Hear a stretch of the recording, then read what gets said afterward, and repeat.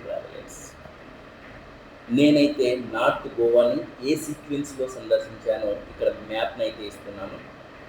Mapusa bus స్టాండ్‌లో దిగాను నేను. మపూసా బస్ స్టాండ్‌లో స్కూటీ రెంట్‌కి తీసుకున్నాను.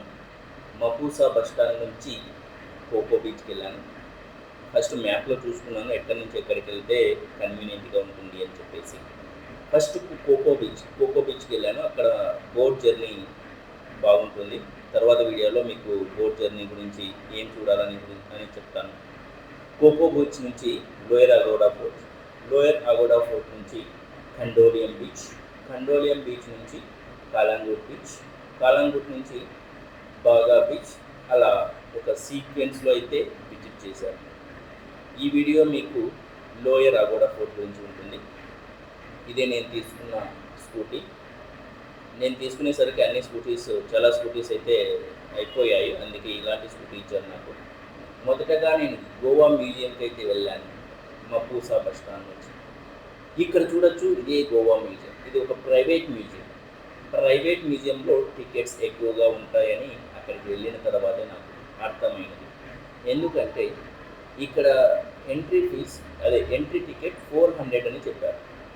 గవర్నమెంట్ అయితే 50 రూపీస్ లోపలే ఉంటుంది, కానీ 400 అని చెప్పారు, అందుకే లోపలగా వెళ్ళలేదు. లోయర్ అగోడా ఫోర్ట్కి అయితే బయలుదేరాను. దారిలో ఈ బ్యాక్ వాటర్ అయితే కనిపించాయి. ఇక్కడ కూడా చాలా బోట్స్ ఉన్నాయి. కొంతమంది టూరిస్టులు ఇక్కడ బోట్ జర్నీ అయితే చేస్తున్నారు. ఎవరైతే ఎక్కువ ఫ్యామిలీ మెంబర్స్ ఉంటారో, చిన్నపిల్లలు ఉంటారో, ఇక్కడ బోట్ జర్నీ చేయడం సేఫ్. ఆ తర్వాత లోయర్ అగోడా ఫోర్ట్కి అయితే వచ్చేసాను. ఇదే లోయర్ అగోడా ఫోర్ట్. ఇది మనకు బీచ్ పక్కనే అయితే ఉంటుంది. మీరు చూడొచ్చు, దారిలో చాలా స్టాల్స్ అయితే ఉంటాయి. మీరు అక్కడ చూసేది బీచ్. వెళ్ళే దారిలో కోకోనట్ స్టాల్స్ అండ్ మొక్కజొన్న అమ్మే స్టాల్స్, వాటర్ బాటిల్స్ అమ్మే స్టాల్స్, ఇలా చాలా స్టాల్స్ అయితే ఉంటాయి. మీరు కావాలంటే ఏమైనా తీసుకోవచ్చు. రండి, వెళ్తూ మనం ఈ లోయర్ అగోడా ఫోర్ట్ గురించి తెలుసుకున్నాం. గోవా అంటే మీకు ఏం గుర్తొస్తుంది? బీచ్లు, పార్టీలు, రష్యన్ టూరిస్టులు, ఇలా గుర్తొస్తాయి. కానీ గోవాలో అరేబియా సముద్రం పక్కనే 400 ఏళ్ళు క్రితం కట్టిన ఒక డేంజరస్ ఫోర్ట్ ఉంది. అదే లోయర్ అగోడా ఫోర్ట్. ఈ ఫోర్ట్ని ఎందుకు కట్టారు? ఎవరు కట్టారు? అగోడా అనే పేరు ఎందుకు వచ్చింది? అవన్నీ మనం వెళ్తూ చూద్దాము. రండి.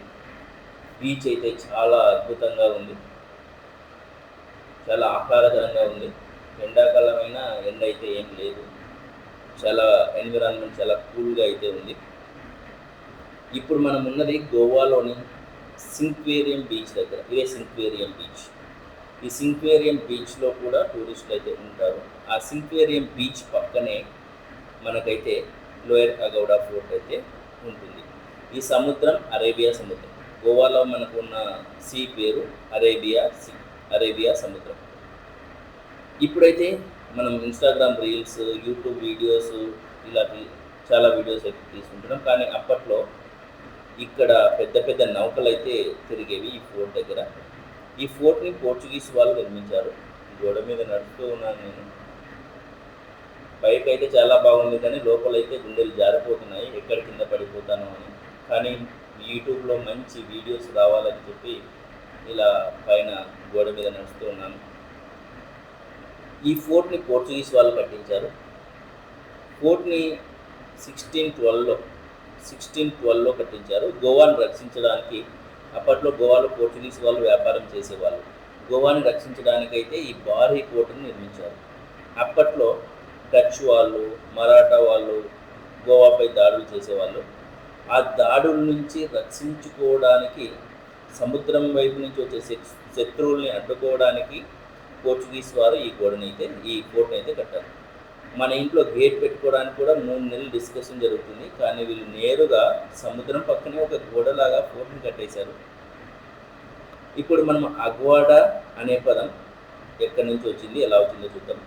అగ్వాడా అనే పదం పోర్చుగీస్ భాష నుంచి వచ్చింది. అగ్వాడా అంటే నీటి స్థలం లేదా వాటర్ ప్లేస్ అని అర్థం.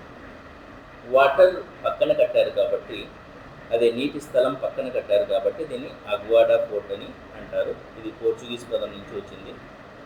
అప్పట్లో సముద్రంలో ప్రయాణించే షిప్స్ ఇక్కడికి వచ్చి ఫ్రెష్ వాటర్ని అయితే తీసుకెళ్ళేవి. ఇక్కడ పెద్ద నీటి ట్యాంక్ కూడా నిల్వ ఉండేదని చెప్తారు.